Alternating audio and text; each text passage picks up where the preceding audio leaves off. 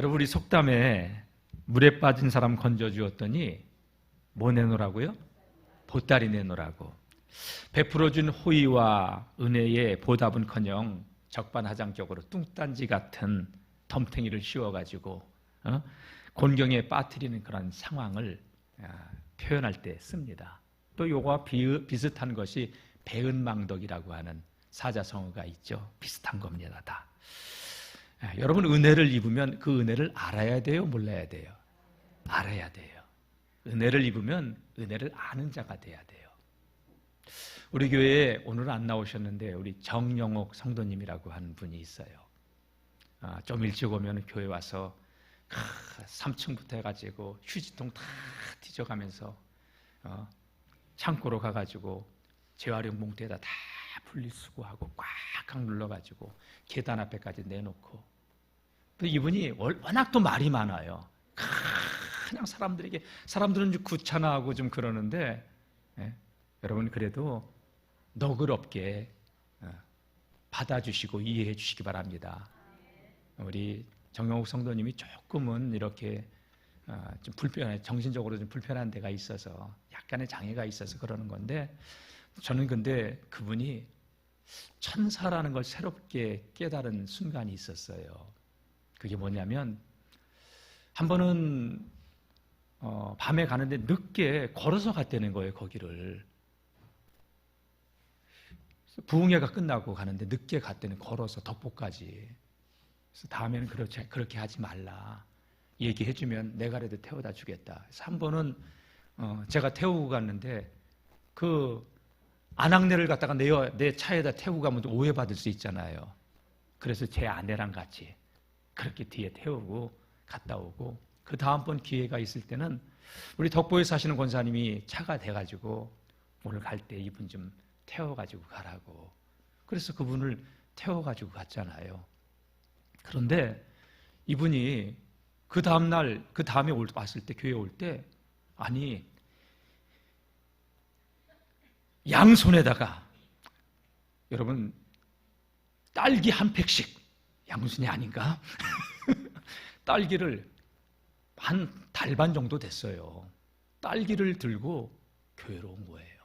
그러면서 저 하나 먹으라고 하고, 그리고 그 권사님 드려야 된다고 하는 거예요.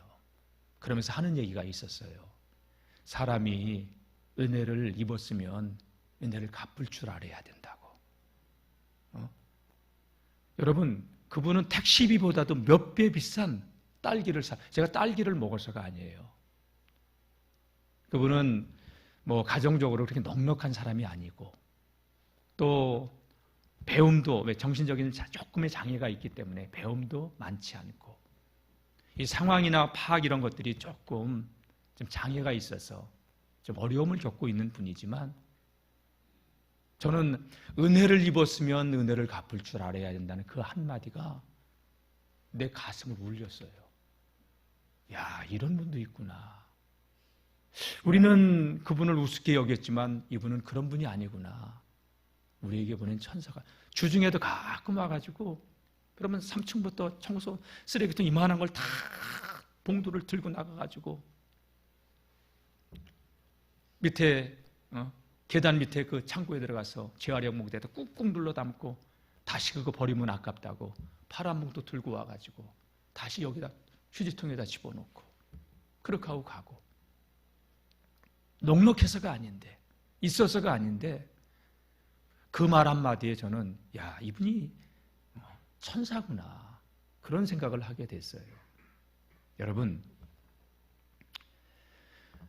차를 한번 태워준 거에 대해서 이렇게 고마움을 가지고 있다면, 사실 우리는 하나님께서 주신 햇빛도 감사하고, 공기를 주신 것도 감사하고, 일할 수 있는 건강을 주신 것도 감사하고.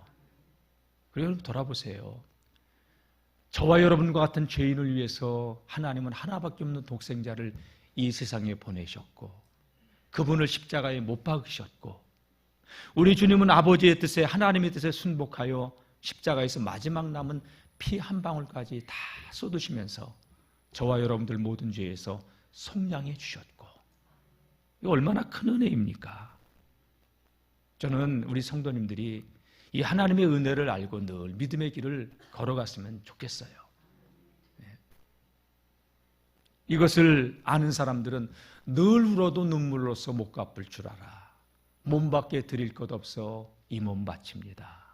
나 십자가 대할 때에 그 일이 고마워. 내 얼굴 감히 못 들고 눈물만 흘리도다. 나 같은 죄인 살리신 주 은혜 놀라와. 잃었던 생명 찾았고 광명을 얻었네. 여러분, 하나님의 은혜를 깊이 생각하고 또 그 은혜를 깨닫고 누리며 감사하며 살아가는 하나님의 성도님들이 되시기를 축복합니다. 특별히 오늘 제가 이 서두에 은혜에 대해서, 그 은혜를 아는 것에 대해서 이야기를 꺼낸 이유가 있어요. 오늘 본문 말씀은 지난 고난주간하고 우리 종료주일하고 부활주일 두 주간을 건너뛰어서 이 본문의 말씀을 다시 대하게 되는데, 요한복음 5장 1절에서 9절까지 지난번에 봤던 말씀은 베데스다 연못가에서 38년 동안 걷지 못하는 채로 중병으로 누워서 생활하는 자에게 예수님께서 예루살렘 성읍에 들어오면서 그 연못가를 지나가실 때 일부러 거기를 들르셨고, 오랜 질병을 앓고 있는 그 병자에게 내가 정말로 낫고자 하느냐 하는 질문을 던지시지 않습니까? 내가 정말로 낫고자 하느냐? 그랬더니 이 사람은 뭐라고 대답했어요? 낫고 싶다고 하면 되는데 주여, 물이 움직일 때에 나를 못에 넣어주는 사람이 없어. 왜? 천사가 물을 동하게 할 때 누구든지 그 못에 들어가는 자는 어떤 병에 걸렸든지 다 낫는다고 하는 소문이 이스라엘 땅에 전국에 퍼져 있었기 때문에 이 사람도 그 병을 고치기 위해서 베데스다 연못가를 찾아왔던 거고, 그리고 물이 동할 때를 보지만 중증 장애인이라 먼저 봐도 항상 다른 사람들이, 경증 장애인들이, 환자들이 뛰어 들어가서 병을 고쳤기 때문에 그는 이렇게 얘기할 수밖에 없었던 거예요. 주여, 물이 움직일 때에 나를 못에 넣어주는 사람이 없어 내가 가는 동안에 다른 사람이 먼저 내려가나이다. 낫고 싶지만 마음의 소원뿐이죠. 내가 할 수 있는 게 아무것도 없어요. 누가 나를 못에 넣어주는 사람도 없어요. 그렇죠. 거기엔 다 병을 낫고자 하는 사람만 나와 있으니 누가 그를 갖다가 긍휼히 여기고 먼저 연못에 넣어줬겠습니까?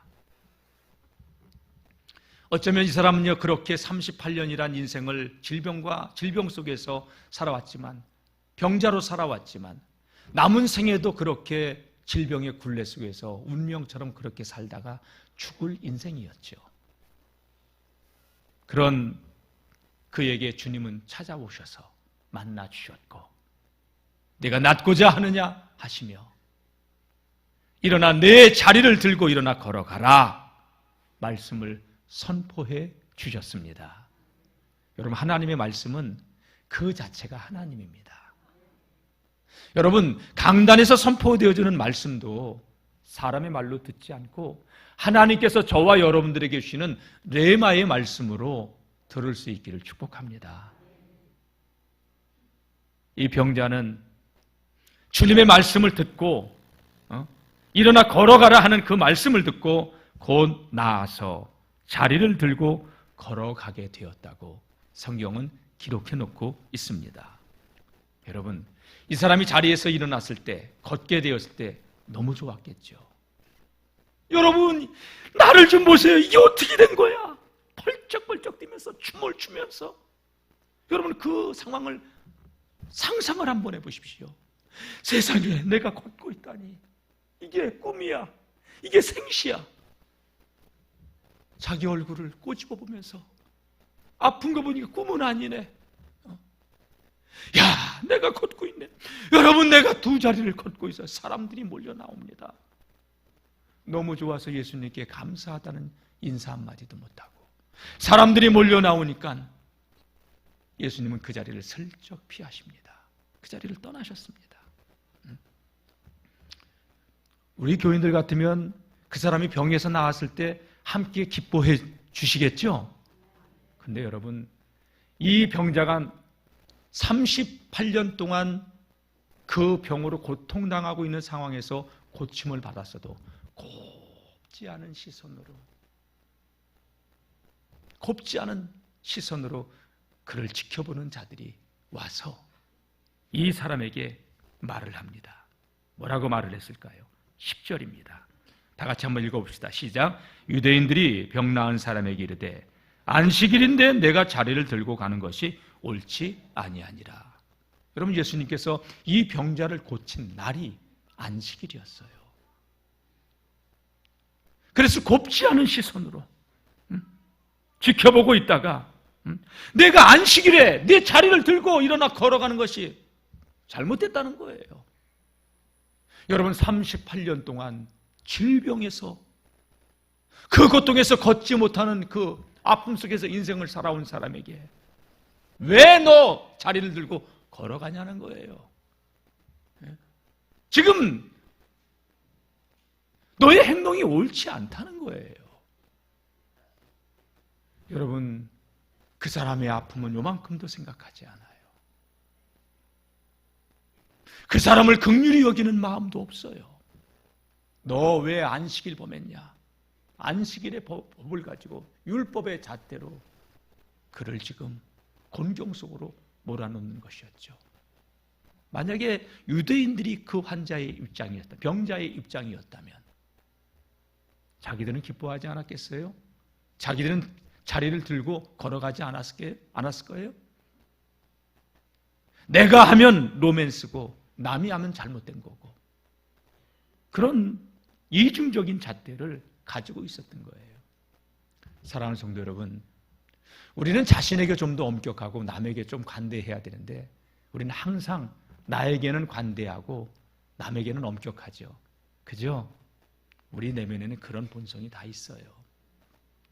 어쨌든 우리 같았으면 함께 기뻐하고 즐거워해 줬을 텐데 유대인들은 그를 정죄하기 시작했습니다. 율법의 잣대로 너 안식일 범했다는 거예요. 운명의 굴레 속에서 벗어나 건강한 삶을 살 수 있음에도 불구하고 그들은 기뻐하지 않았습니다. 예수님이 안식일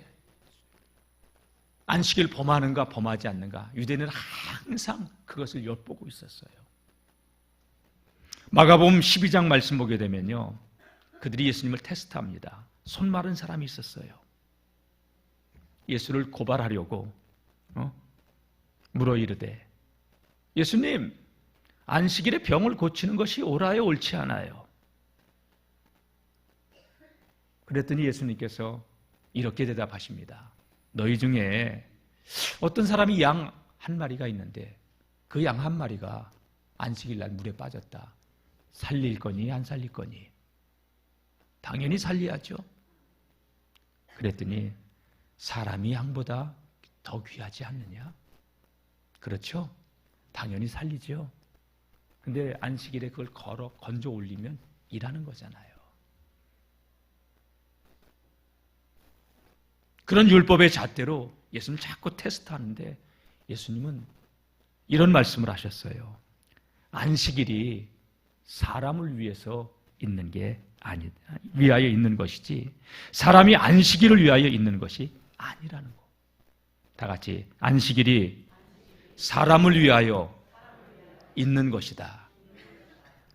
안식일이 사람을 위해서 있는 것이지 사람이 안식일을 위하여 있는 것이 아니다. 그러니까 안식일에 이 병자를 고치는 것이 옳은 것이라는 이야기죠. 근데 그들은 그렇게 생각하지 않았어요.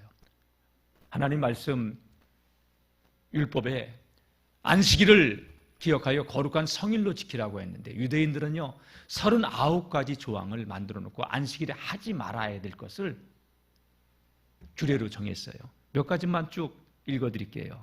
바느질하지 말라, 밭 갈지 말라, 농작물 거둬들이는 하지 말라, 곡식단 묶지 말라, 타작하지 말라, 키질하지 말라, 알곡과 가라지 구분하지 말라, 곡식 등을 맷돌에 가는 일 하지 말라, 빵 굽는 일 하지 말라, 반죽하지 말라. 그 다음에 2개의 실 얽힌 거 있으면 풀지도 말라, 묶지도 말라, 2 조각을 꼬매는 일도 바느질 하지 말라, 이런 거죠. 그 다음에 소금 치는 일도 하지 말라. 그러니까 여러분 오늘 아침 밥 먹기 위해서 반찬에다가 소금 넣은 사람은 다 안식일 범한 사람들이에요. 예? 그 다음에 글자를 2글자 이상 쓰지 말라. 그러니까 여러분 설교할 때 절대 쓰지 말아요. 2글자 이상 쓰면 안식일 범하는 거래. 예? 그리고 불도 스위치도 올리지 말래요. 한 번은 성지순례를 갔는데요. 그날 이스라엘 땅에서 예루살렘에서 안식일을 보내야 돼. 안식일을 우리가 지내야 됐어요. 아니 밥 먹고 내려가려고 밥 먹으러 내려가려고 했는데 올라오는데 다 사람도 없는데 승강기 버튼이 눌려져 있는 거예요. 10몇 층까지.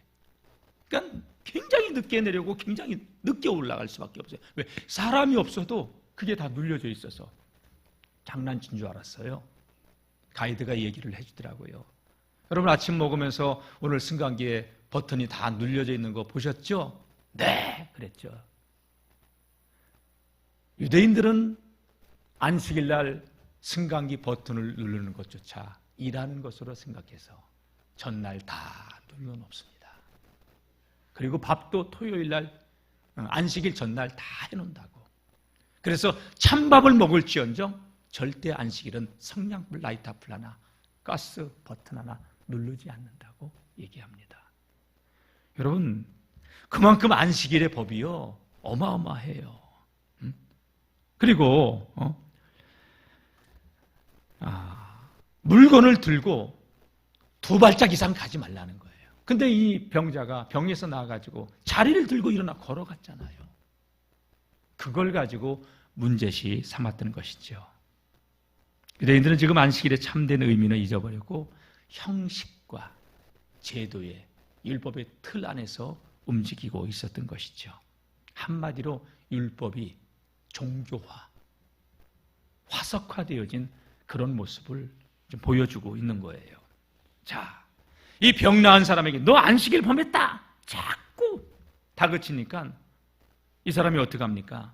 다음과 같이 말을 합니다. 11절 말씀 한번 보겠습니다. 다 같이 시작. 대답하되 나를 낫게 한 그가 자리를 들고 걸어가라 하더라 하니. 나 안 하고 싶었는데 나를 낫게 한 그 사람이 자리를 들고 걸어가라고 해서 난 그거에 그냥 아무 생각 없이 했을 뿐이다. 발뺌합니다.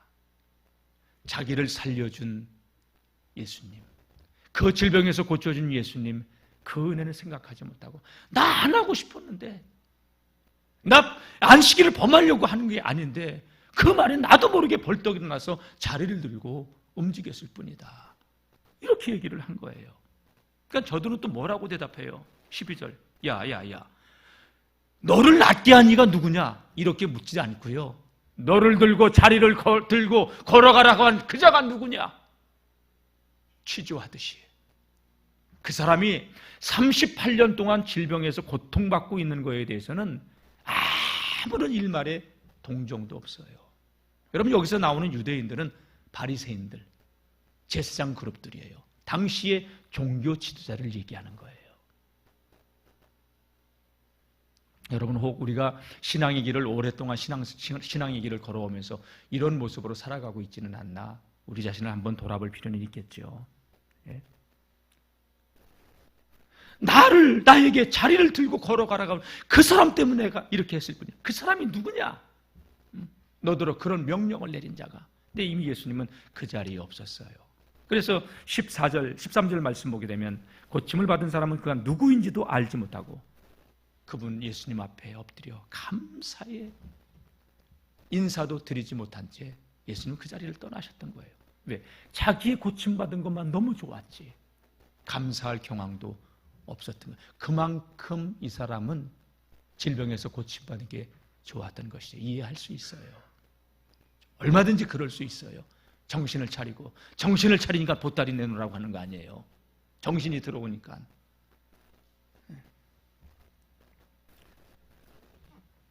예수님이 다시 그를 만나시게 되죠. 만나시게 되는데 여러분 보십시오. 자, 우리 14절 한번 14절 말씀 한번 다 같이 읽어볼까요? 시작. 그 후에 예수께서 성전에서 그 사람을 만나 이르시되 보라 내가 나았으니 더 심한 것이 생기지 않게 다시는 죄를 범하지 말라 하시니, 다시 이 사람을 만나셨을 땐 성전에서 만났어요. 저는 이 말씀을 이렇게 묵상하면서 예수님께서 이 사람을 만났을 때 우연히 만났을까 아니면 일부러 만나셨을까, 이걸 한참 묵상을 했어요. 베데스다 연못가에 38년 된 병자로 있을 때도 예수님은 그를 만나러 오신 거예요. 그리고 성전에서 주님은 그를 만나 주신 거예요. 여러분, 오늘 우리는 이 자리에 그냥 나와 앉아 있는 줄 알아요.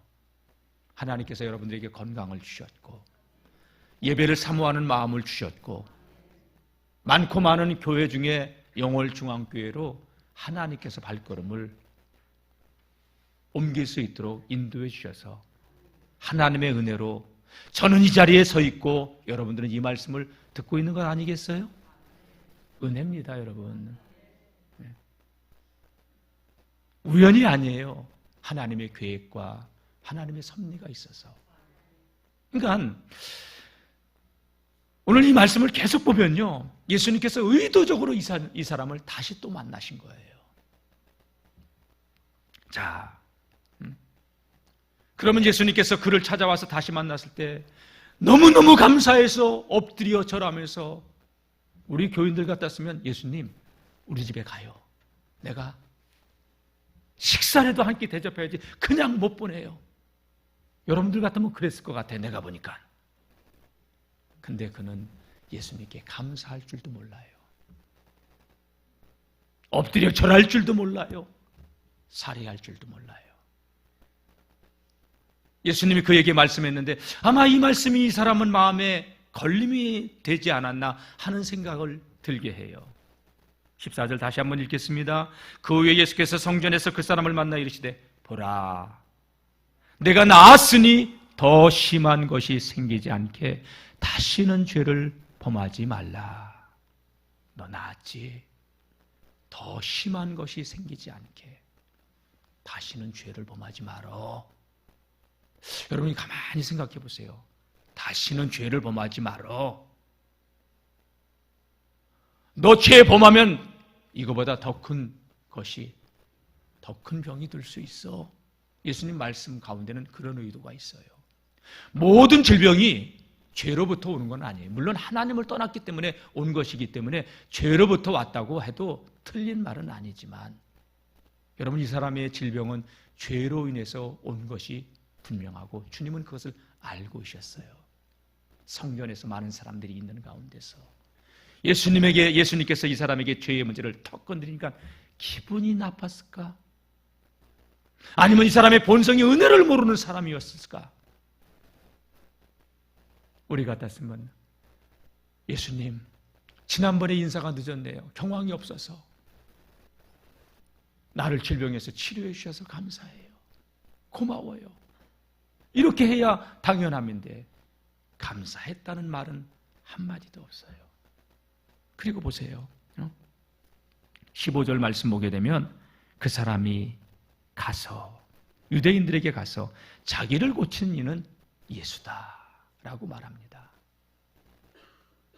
여러분, 이 여인이 나를 고치시는 예수님이라고 하는 이 유대인들에게 가서 한 이야기는요, 요한복음 앞장에 있는 4장에 나오는 이 앞장에 있는 수가성의 여인, 목마른 인생으로 남편을 5이나 바꾸며 살았던 이 여인, 주님께서 그 여인의 영혼의 가람을 해결해 줬을 때 내가 주는 물을 먹는 자는 또다시 목마르지만 내가 주는 물을 먹는 자는 영원히 목마르지 아니하리라 하면서 그 영혼의 인생의 가람을 해결해 줬을 때 그는 당신과 대화를 나눴던 그분이 메시아 그리스도인 것을 알고서 너무 가슴 벅찬 감격을 가지고 사마리아 성으로 뛰어들어가 그들에게 외치기를 뭐라고 외칩니까? 내가 살아온 모든 삶을 알고 계시고 이것을 내게 말한 이 사람을 와서 보라. 이는 그리스도가 아니냐? 이분이 메시아가 아니냐? 이 여인은요, 예수님을 사마리아 성읍에 들어가서 당당하게 간증합니다. 내게 모든 것을 말한 이 사람을 와서 보라. 이는 그리스도다. 사람들이 이 여인의 말을 듣고 예수님께 몰려나와 많은 사람이 사마리아 성읍의 사람들이 예수님을 믿었다고 요한복음 4장에서 말씀하고 있죠. 오늘 이 38년 된 병자는 이 수가성의 여인과 다른 거예요. 그들에게 가서 나를 고친 이는 예수다라고 하는 이 말은요, 예수님을 고발하는 내용이에요. 이 문맥에서는 잘 나타나지 않아요. 근데 헬라어 원문을 보게 되면요, 아넨게일렌이라고 하는 이 단어, 예수라 하니라고 하는 이 단어를 보게 되면요, 그 의미가 뭐냐? 과거 능동태 직설법으로, 제가 이런 얘기 잘 안 써요. 근데 이것만 몰라도 괜찮아요. 구원받는데 그냥 이런 것이 있다는 것만 아시면 돼요. 정보를 제공했다, 비밀을 폭로했다는 거예요. 유대인들에게 정보를 제공합니다. 비밀을 폭로합니다. 그리고 나는 죄가 없다, 떳떳하다. 자기를 38년 된 질병에서 고쳐준 예수님에게, 그는 자기가 조그만 불이익을 당하니까 가차없이 예수님을 고발하는 그 모습을 보세요. 어쩌면 오늘 우리가 신앙의 길을 걸어가면서 이런 식으로 믿음의 생활을 하고 있는 것은 아닌지, 조금만 힘들고 조금만 저기 하면 금방 돌변해버리는 그러한 믿음의 삶을 살아가고 있는 사람들은 아닌지, 우리는 이 말씀을 통해서 우리 자신을 돌아봐야 될 줄로 믿습니다. 평생 갚아도 다 갚을 수 없는 하나님의 은혜인데, 조금 서운하고 조금 시험 들면, 조금 주님 때문에 고난당하면 예수님이고 뭐고 신앙이고 뭐고 그냥 내려놔버리는 그런 모습들을 하고 있는 것은 아닌지요. 사랑하는 성도 여러분, 은혜를 망각하지 않고 은혜에 감사하며 살아가는 우리 성도님들 되시길 바랍니다. 평생 갚아도 다 갚을 수 없어. 몸 밖에 드릴 것 없어 이 몸 바칩니다. 사랑하는 성도 여러분, 하나님의 그 한량없는 십자가의 은혜와 사랑을 망각하지 않기를 주님의 이름으로 축복합니다. 주님 다 아셨어요.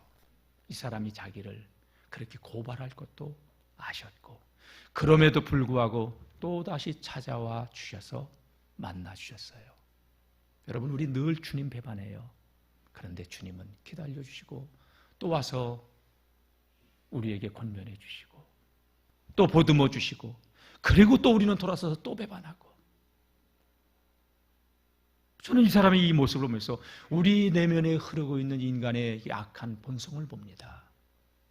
사랑하는 성도 여러분, 주님은 이 사람을 안타깝게 여기셔서 다시 찾아오셔서 고발할 줄 알면서도 다시는 더 심한 것이지 생기지 않도록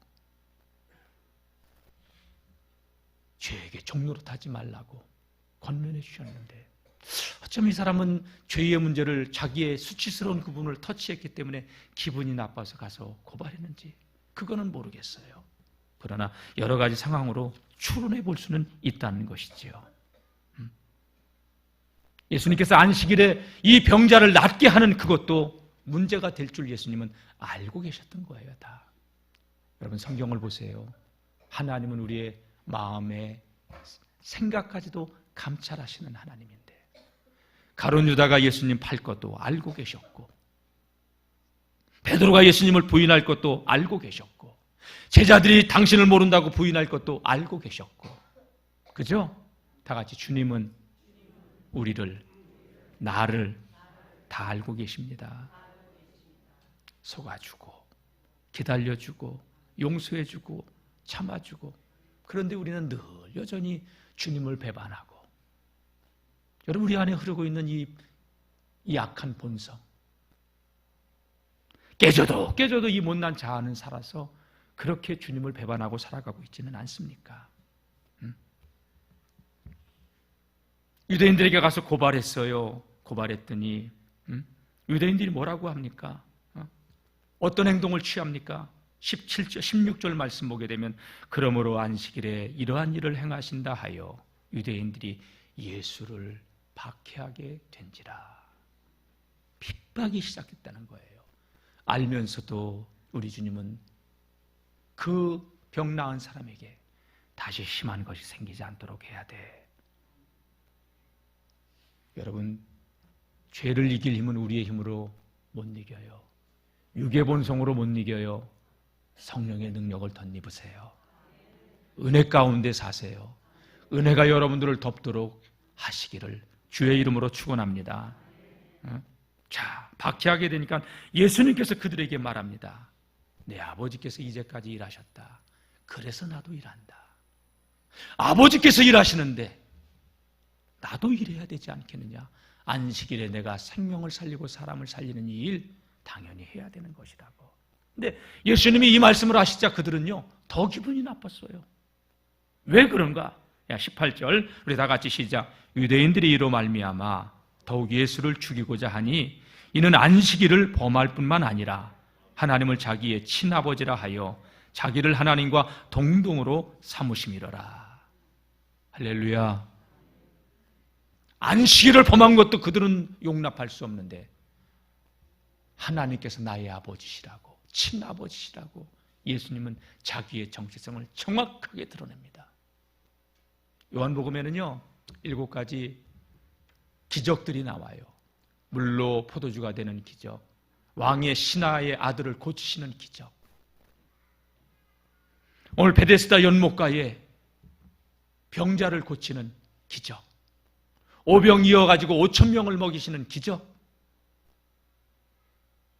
여러분, 베데스다 지금 실로암 연못가에 날 때부터 소경으로 태어났던 소경의 눈을 뜨게 하는 기적, 요한복음 11장에 죽은 나사로를 살리는 기적. 이 모든 기적들은요 예수님이 하나님의 아들 그리스도이심을 드러내는, 당신의 정체성을 드러내는 기적들이에요. 제가 이렇게 성가대를 가르쳐요. 성가대를 가르치면은, 찬양대를 가르치면은 여러분 이 손가락을 봐야 됩니까? 찬양대를 바라봐야 됩니까? 예수님이 행하시는 그 기적을 보고 예수님이 하나님의 아들 그리스도시구나, 이거를 믿으라고 주님은 기적을 행하시는 거예요. 이 기적 사건 이후에 예수님은 정확하게 당신의 정체성을 드러내셔요. 아버지께서 지금까지 일하시니 나도 일한다. 그들은 이해를 하지 못했어요. 감히 안식일을 범하는 것도 화가 나는데 아버지를, 하나님을 자기의 친아버지라? 신성모독이잖아 이거는. 여러분, 눈이 열어져야 보이는 거예요. 귀가 열려져야 들리는 거예요. 육신을 입고 오신 하나님이 눈앞에 서 있어도 영의 눈과 귀가 닫혀져 있는 사람은 몰라요. 몰라요, 여러분. 저는 우리 성도님들이 믿음의 눈이 활짝 열어지기를 주의 이름으로 축원합니다. 그 눈이 열어져야 영원한 것에 대한 가치, 천국에 대한 가치가 얼마나 우리의 전 재산, 목숨을 바꿔서라도 소유해야 되는 것을 깨닫게 되는 거예요. 그렇지 않으면 우리 육신의 눈으로 세상 것만 바라보다가 썩어질 것, 유한한 것, 헛된 것, 소망이 없는 것에 우리의 생을 소진하다가 주님 앞에 서는 날 부끄러운 책망을 슬피 울며 이를 갈게 되는 그런 심판을 받게 되는 거예요. 나더러 주여 주여 하는 자마다 천국에 다 들어간다고 하지 않으셨습니다. 하나님의 뜻대로 살아야 됩니다. 사랑하는 성도 여러분, 여러분들 기도하실 때마다 우리 하나님 내 눈을 열어주셔서 이 말씀의 깊이가, 넓이가, 하나님의 그 부르심의 소망이 얼마나 크고 놀라우신가를 깨닫게 해달라고, 알게 해달라고 기도해야 돼요. 아멘.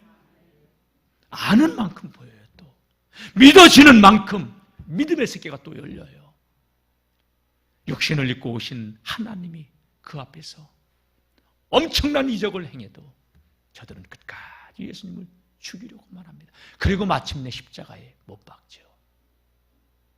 이게 인간의 내면에 흐르고 있는 본성이에요. 그래서 저는 목회하면서 깨닫는 게 뭐냐? 우리 안에는 선한 게 없다. 선한 게 없다. 예수로 충만하시기를 축복합니다. 말씀을 마치겠습니다. 여러분, 은혜를 잊지 않은 성도님들이 되시길 축원합니다. 그리고 이런 영적인 문제에서 구원받은 사람이 있으면 함께 기뻐해주는, 함께 즐거워해주는 그런 하나님의 사람들이 됩시다. 그리고 하나님, 내 눈을 열어사 예수님이 나의 주, 나의 하나님 그리스도인 것을, 내 인생 모든 문제의 해답인 것을 알게 하옵소서, 누리게 하옵소서 기도하시는 우리 모든 믿음의 성도님들이 되시기를 주의 이름으로 축복합니다. 기도하겠습니다. 하나님, 오늘 말씀을 통해서 우리는 하나님의 은혜를 잊고 살아가는 자들은 아닌지요, 늘 배반하며 또다시 주님을 십자가에 못 박고 살아가고 있는 자들은 아닌지요. 주님, 우리의 이 어리석음을 용서해 주옵소서. 하나님, 우리 형제가 문제 가운데서 구원받으면 함께 기뻐해 줄 수 있는 하나님의 사람들로 살길 원합니다. 시기 질투 버리게 하여 주시고 함께 기뻐하게 하여 주옵소서.